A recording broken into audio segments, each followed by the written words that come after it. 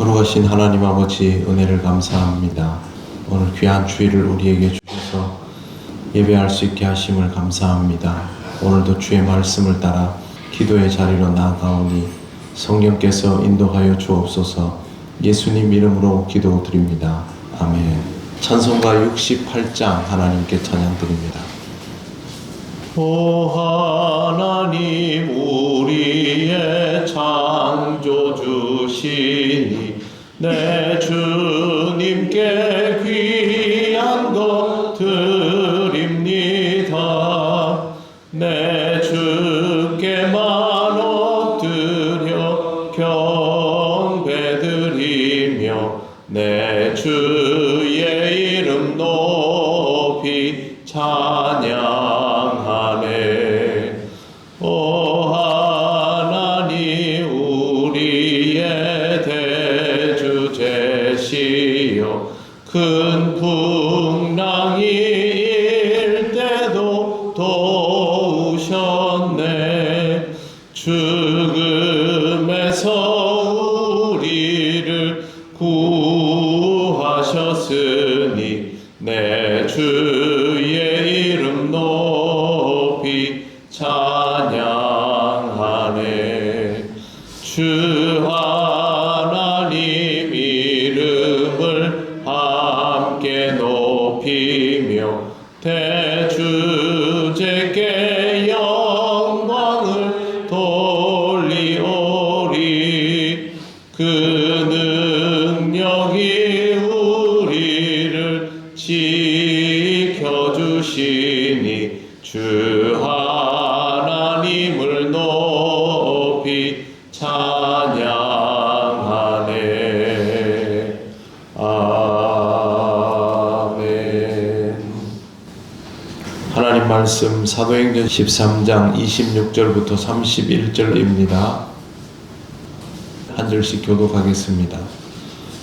형제들아, 아브라함의 후손과 너희 중 하나님을 경외하는 사람들아, 이 구원의 말씀을 우리에게 보내셨거늘 예루살렘에 사는 자들과 그들 아이들이 예수와 및 안식일마다 되는 선지자들의 말을 알지 못하고 예수를 존중하여 선지자들의 말을 응하게 하였다. 죽일 죄를 하나도 찾지 못하였으나 빌라도에게 죽여 달라 하였으니 성경에 그를 가리켜 기록한 말씀을 다 응하게 하는 것이야. 내 나무에서 내려다가 무덤에 뒀으나 하나님이 죽은 자 가운데서 그를 살리신지라. 갈릴리로부터 예루살렘에 함께 올라간 사람들에게 여러 날 보이셨으니 그들이 이제 백성 앞에서 그의 증인이라. 아멘. 26절에 나오는 아브라함의 후손과 너희 중 하나님을 경외하는 사람들이라는 말은 유대인들과 하나님을 믿고자 하는 이방인들을 뜻합니다. 이 구원의 말씀을 우리에게 보내셨거늘 하나님은 구원을 위하여 이미 오래전부터 하나님의 말씀을 주셨다라는 뜻입니다. 유대인들은 물론이고 이방인에게도 하나님을 믿고자 하는 자에게는 구원의 말씀이 들리게 하셨다라는 뜻인데, 문제는 이 말씀을 믿고 받아들이지 못한 데에 있습니다. 그 사람들은 구체적으로 예루살렘에 사는 사람들 그리고 관리들입니다. 27절을 보시면 예루살렘에 사는 자들과 그들 관리들이 예수와 및 안식일마다 외우는 바 선지자들의 말을 알지 못하므로 예수를 정죄하여 선지자들의 말을 응하게 하였도다. 그렇게 되어 있습니다. 여기에도 보면 예수님을 정죄했다라는 내용이 있습니다. 예수님을 정죄한 이유는 말씀을 알아듣지 못해서입니다. 안식일마다 외우는 바 선지자의 말과 예수님의 말씀을 알아듣지 못하면 예수님에 대하여 올바른 대응을 할 수가 없습니다. 이미 선지자들의 그 말씀 속에는 예수께서 어떤 분이신지, 어떤 분이 메시아로 오는지에 관한 내용이 충분히 있었는데 그것을 알아듣지 못하기 때문에 예수님을 정죄하게 된 것이죠. 그 말씀을 알아들었다면 예수님을 정죄할 수 없고 이는 실로 하나님의 아들이다 라고 고백하게 되어 있는데 알아듣지 못하면 올바른 판단을 내릴 수 없는 것입니다. 말씀을 알아듣지 못하면 구주를 오히려 정죄하고 선지자들의 선포를 왜곡하며 주의 종들을 핍박하려 듭니다. 구약 이스라엘 역사에는 이러한 내용들이 고스란히 기록되어 있는데 이 사람들이 예수님에게도 이와 같이 행하였습니다. 그런데 더 놀라운 일은 예수님을 핍박하는 것이 선지자들의 말이 응하는 일이 되도록 되어버린 것입니다. 말씀을 깨닫지 못하니 이것도 알아차릴 수 없습니다. 말씀을 깨닫지 못하면 사람이 할 수 있는 일은 죄 짓는 것밖에 없습니다. 죄를 짓고 싶어서 짓는 것이 아니라 무엇이 옳은지 무엇이 그른지를 분별하지 못하기 때문에 죄를 짓게 되는 것이죠. 교통법규를 어기고 싶어서 어기는 게 아니라 모르면 어기게 되는 경우가 있습니다. 그와 같은 일이 발생하는 것입니다. 또한 죄를 멈추지도 못합니다. 28절에 보시면 죽일 죄를 하나도 찾지 못하였으나 빌라도에게 죽여달라 하였으니 라고 되어 있습니다. 죄가 없다는 걸 압니다. 그런데 죽이는 것이 목적이기 때문에 죄가 없더라도 죽여달라고 요구하고 있습니다. 이런 행동들 자체가 성경 말씀에 하나님께서 선지자들에게 이미 이야기해 주셨던 그대로를 응하게 하는 일이 되어버리고 있습니다. 그들이 무엇을 하여도 하나님의 말씀은 먼저 기록이 되어 있고 그 말씀대로 응하여지는 것입니다. 29절 성경에 그를 가리켜 기록한 말씀을 다 응하게 한 것이라 후에 나무에서 내려다가 무덤에 두었으니 무엇을 하여도 결국 하나님의 말씀이 응하는 범위 안에 있습니다. 이렇게 되는 것을 우리는 어떻게 해석하면 좋을까요? 우리는 시간의 제약을 받지만 하나님은 시간의 제약을 받지 않으니 우리에게 일어난 일들과 일어날 일들을 미리 다 아시고 예정해 두셨다라고 받아들일 수밖에 없습니다. 선지자들이 아무 말도 하지 않았거나 두리뭉실하게 얘기했으면 모르겠지만 분명하게 예언하는 내용들을 보면 하나님은 확실히 우리가 무슨 짓을 할지를 다 미리 아셨다라고 밖에 받아들일 수 없습니다.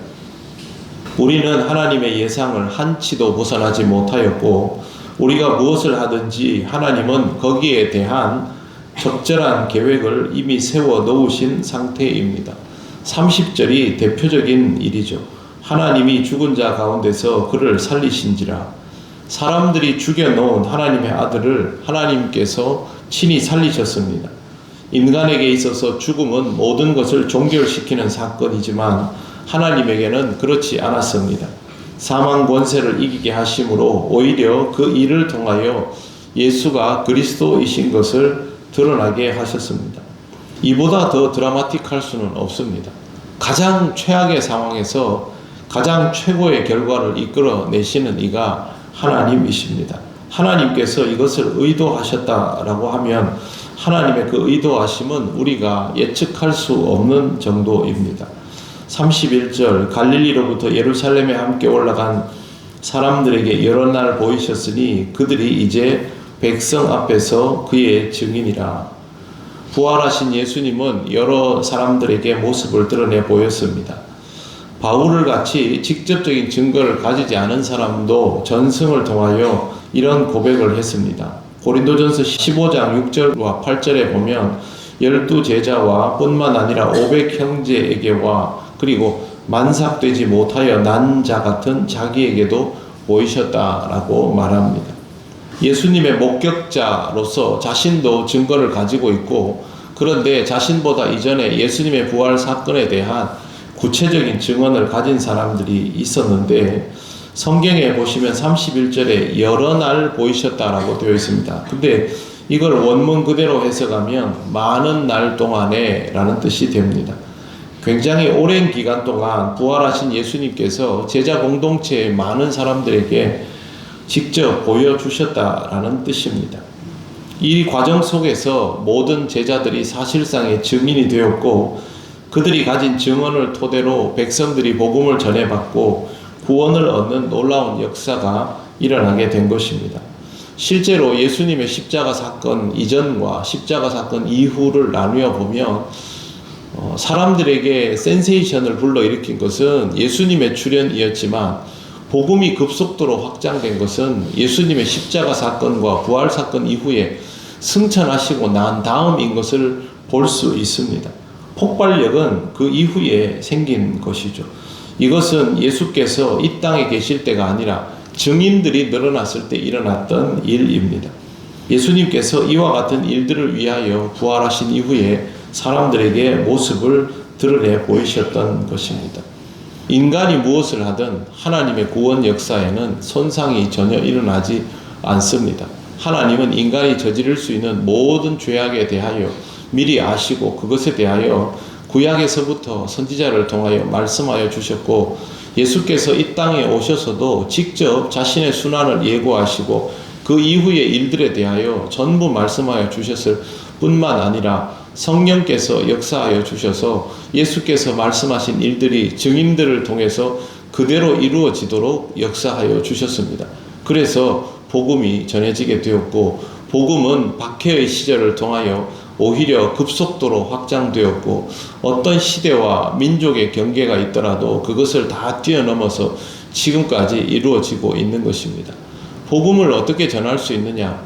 어떤 어려운 시대에도 복음이 전해지는 이유가 무엇인가?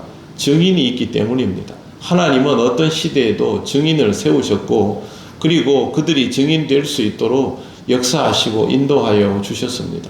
우리가 무엇을 하여도 하나님은 그것의 이상에 대한 반응으로 결과를 이끌어내시고 하나님 나라를 확장하여 가십니다. 인간의 죄악까지도 사용하셔서 하나님은 그것을 선을 향한 구원의 역사의 도구로 사용하시는 분입니다. 그렇기 때문에 우리는 하나님을 광대하시다 하며 찬양하지 않을 수 없는 것입니다. 오늘 거룩한 주일을 맞이하는 우리가 하나님을 찬미할 수밖에 없는 이유는 나를 구원하여 주셔서만이 아니라 인류의 어떤 역사와 시도 가운데에서도 복음을 하나님께서는 굳건하게 하시며 그 복음을 통하여 하나님 나라를 끊임없이 확장해 내시기 때문입니다. 오늘도 이런 하나님의 광대하심을 찬양하며 하나님의 자녀로 살아감을 기쁘게 여기시는 여러분들 되시기를 바랍니다. 기도드리겠습니다. 하나님 은혜를 감사합니다. 하나님께서 우리의 죄악과 어리석음을 아시고도 그것을 오히려 사용하셔서 놀라운 구원의 역사를 드러내심을 감사합니다. 우리는 아직도 하나님의 뜻을 다 헤아리지 못하지만 이미 하나님 나라 백성으로 살아가고 있음에 하나님을 찬미하고 영광을 돌립니다. 오늘 거룩한 주일도 하나님을 온전히 찬미하는 은혜롭고 복된 날이 되게 하여 주시고 하나님의 놀라운 구원 역사를 선포하는 우리들이 되게 하여 주옵소서. 오늘 거룩한 주일의 모든 일을 주님께 맡겨오며 예수님 이름으로 기도드립니다. 아멘. 하늘에 계신 우리 아버지, 아버지의 이름을 거룩하게 하시며 아버지의 나라가 오게 하시며 아버지의 뜻이 하늘에서와 같이 땅에서도 이루어지게 하소서. 오늘 우리에게 일용할 양식을 주시고 우리가 우리에게 잘못한 사람을 용서하여 준 것 같이 우리 죄를 용서하여 주시고 우리를 시험에 빠지지 않게 하시고 악에서 구하소서. 나라와 권능과 영광이 영원히 아버지의 것입니다. 아멘.